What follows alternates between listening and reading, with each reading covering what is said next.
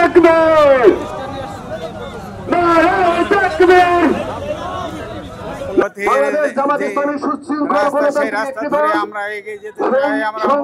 জামাত ইসলামী বর্তমান বাংলাদেশের একটা সুশৃঙ্খল সংগঠন।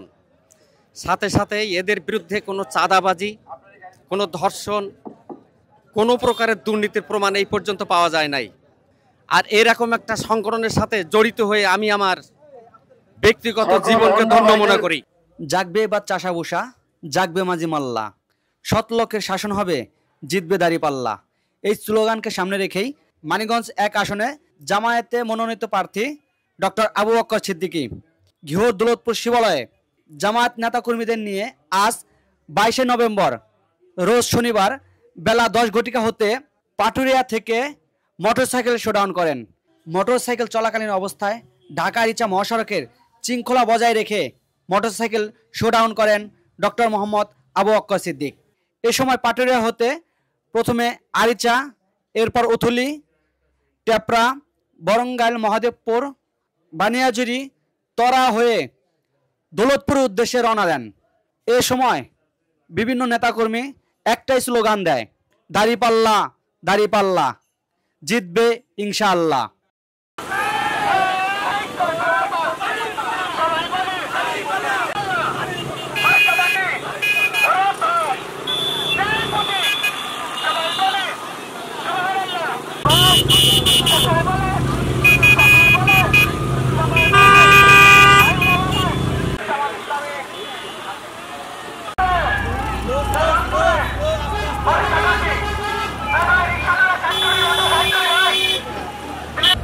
আপনাদের সার্বিক সহযোগিতা এবং আপনাদের আমার পাশে থাকার জন্য দাঁড়িপাল্লায় মার্কায় ভোট দিয়ে ন্যায় এবং ইনসাফপূর্ণ একটি রাষ্ট্র কায়েম করার জন্য আপনাদের সার্বিক সহযোগিতা চাইছি।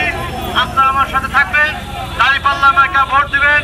আগামী সংসদ হবে কোরআনের সংসদ, আগামী সংসদ হবে ইসলামী সংসদ এবং আগামী সরকার হবে ইসলামী সরকার, যেখানে ক্ষুধা দারিদ্র মুক্ত ইনসাফপূর্ণ একটি রাষ্ট্র থাকবে, যেখানে আমরা চাঁদাবাজি মুক্ত, দুর্নীতি মুক্ত একটি দেশ আমরা গঠন করবো, আমাদের সোনার বাংলাদেশ গঠন করবো।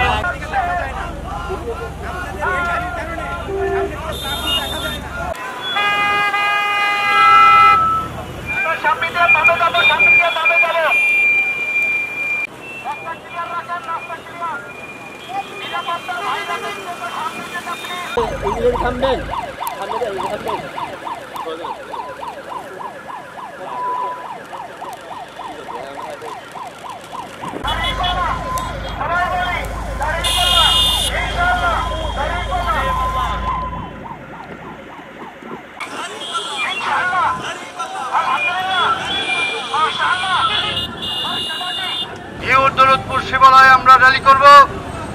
বাংলাদেশ জামাত ইসলামী সৎ, যোগ্য, ন্যায় এবং ইনসাফপূর্ণ একটি সমাজ ব্যবস্থা কায়েম করতে চায়। এই নীতিটি হবে কোরআন এবং সুন্নাহ। আমরা 54 বছর দেখেছি মানব রচিত মতবাদের কারণে তিনটি দল এদের শাসন করেছে, কিন্তু মানুষের ভাগ্যের কোনো পরিবর্তন ঘটেনি। মানুষের ভাগ্যের পরিবর্তন করতে হলে মুহাম্মদুর রাসূলুল্লাহ সাল্লাল্লাহু আলাইহি ওয়াসাল্লাম কর্তৃক জীবন আদর্শ আমাদের সমাজে প্রতিষ্ঠিত করতে হবে।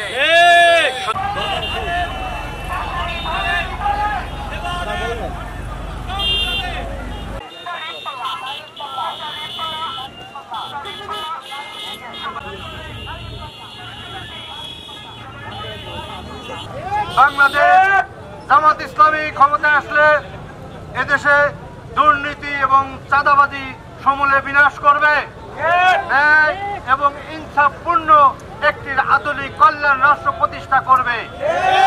এই জন্য বাংলাদেশ জামাত ইসলামী মনে করে মেম্বার থেকে পার্লামেন্ট পর্যন্ত সকল জায়গায় আমরা যদি সৎ এবং যোগ্য ব্যক্তিদেরকে নেতৃত্বে বসাতে পারি, তাহলে একমাত্র দেশে দুর্নীতি এবং চাঁদাবাজি মুক্ত আধুনিক একটি কল্যাণ রাষ্ট্র গঠন করা সম্ভব।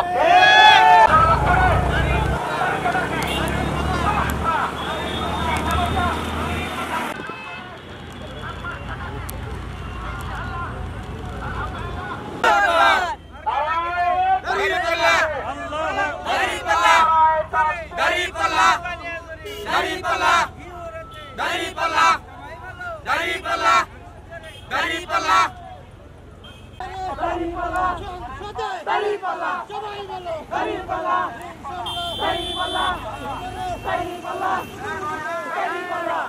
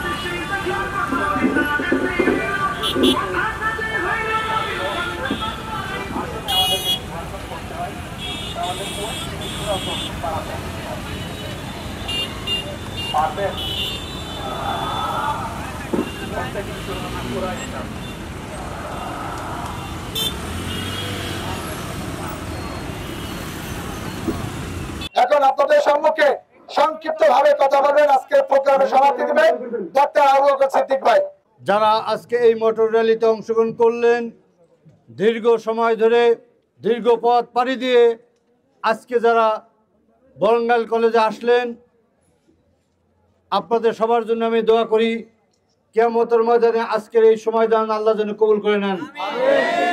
আজকের এই সময়দানের মাধ্যমে মানিকগঞ্জ এক আসনকে যেন আল্লাহ কবুল করে নেন। মানিকগঞ্জ এক আসন ইসলামের আসন, দাঁড়িপাল্লার আসন ইনশাআল্লাহ।